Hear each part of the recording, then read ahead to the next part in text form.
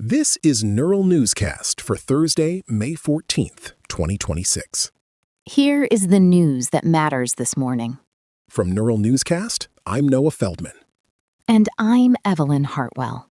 President Donald Trump has issued a public critique of German Chancellor Friedrich Merz regarding Iran and its nuclear program. Writing on Truth Social, the president claimed that Merz fails to grasp the global stakes of the current standoff. This follows comments from Merz yesterday in Marsburg, where he suggested the United States lacks a clear strategic exit from the conflict. Merz told a group of students that United States leadership is being outplayed by Iranian negotiators as talks in Islamabad remain stalled. The German chancellor specifically referenced historical outcomes in Afghanistan and Iraq to support his argument that any conflict requires a concrete plan for withdrawal. He described the current American strategy as ill-considered and noted that Tehran is skilled at avoiding meaningful results. Trump countered by stating that a nuclear-armed Iran would hold the world hostage. He asserted that his administration is taking actions that previous presidents should have initiated years ago, though he did not offer specifics on what those actions are. This friction comes while Trump is hosting the British royal family at the White House. The diplomatic rift arrives as negotiations with the Revolutionary Guards have reached a standstill, leaving European allies concerned about regional stability. The chancellor's remarks were unusually outspoken for a sitting German leader. He explicitly said an entire nation is being humiliated by the Iranian leadership, signaling a growing lack of confidence in the current American diplomatic path. The standoff in Islamabad serves as the focal point for this frustration. If the United States cannot secure a deal, pressure from allies like Germany for a shift in strategy will likely intensify as Tehran moves closer to nuclear capability. In other news, the United Kingdom is seeing a significant shift in its political landscape following local elections. Early results show Prime Minister Keir Starmer's Labour Party has lost more than 200 seats across the country. The biggest beneficiary appears to be Reform UK. The party, led by Nigel Farage, has gained 339 seats, including significant victories in the northern industrial belt, known as the Red Wall. Starmer spoke in West London this morning, acknowledging that the results are tough.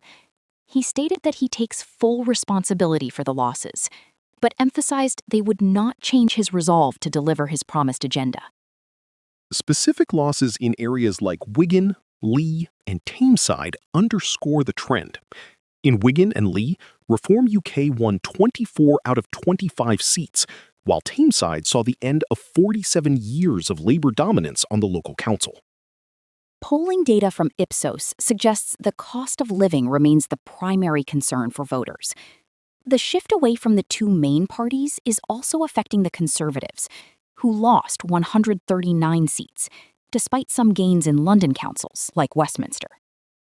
The Green Party, led by Zach Polanski, saw a more modest performance than some anticipated, gaining 23 seats. Polanski focused his campaign heavily on younger voters and criticism of the conflict in Gaza. Voters are still waiting on results from mayoral races and the Scottish Parliament. The final seat counts will determine the next government in Scotland and the leadership of several major English boroughs. Turning to health policy in the United States, Nebraska has become the first state to enforce Medicaid work requirements under a new federal mandate. The state is moving 8 months ahead of the official January 2027 deadline. Governor Jim Pillen defended the early timeline, stating that work provides residents with a sense of purpose. However, analysts at the Center on Budget and Policy Priorities warn the state may be rushing a rollout it is not prepared to manage. The requirements apply to able-bodied adults, with exemptions for caretakers and the medically frail. Estimates suggest that more than 25,000 Nebraska residents could lose their health coverage due to the new reporting standards. This state-level action follows a federal tax and spending law from 2025 that cut over $900 billion in Medicaid funding. The Congressional Budget Office expects these work requirements to save the federal government $326 billion through reduced enrollment. The administrative challenge here is significant. Nebraska must now redetermine eligibility every 6 months rather than annually, which places a heavy burden on state call centers and verification staff. Georgetown's Center for Children and Families pointed out that the federal government has not yet released final implementation guidance. This leaves Nebraska and other early adopters, like Montana, to navigate complex system revisions without full regulatory clarity. Arkansas previously attempted a similar program that lasted 9 months.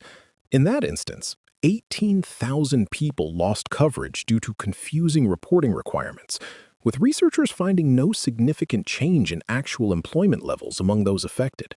While Nebraska claims its staff has received targeted training, health policy analysts suggest the first signs of trouble will likely appear at pharmacies.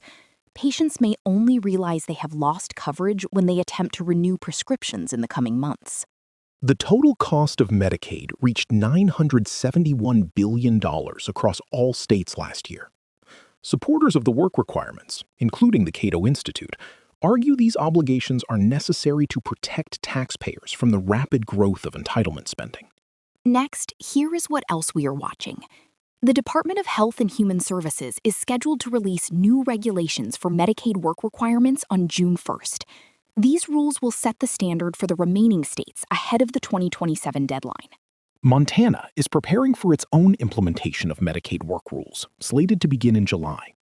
Unlike other states planning a soft launch without immediate disenrollments, Montana intends to move forward with full enforcement this summer. Finally, we are monitoring the final tally of seats in the Scottish Parliament. The party that secures the most seats will form the next government and appoint the First Minister, which will have a direct impact on the UK's internal policy direction. That is the Neural Newscast for today. Thanks for listening. Neural Newscast is AI-assisted, human-reviewed. View our AI transparency policy at neuralnewscast.com.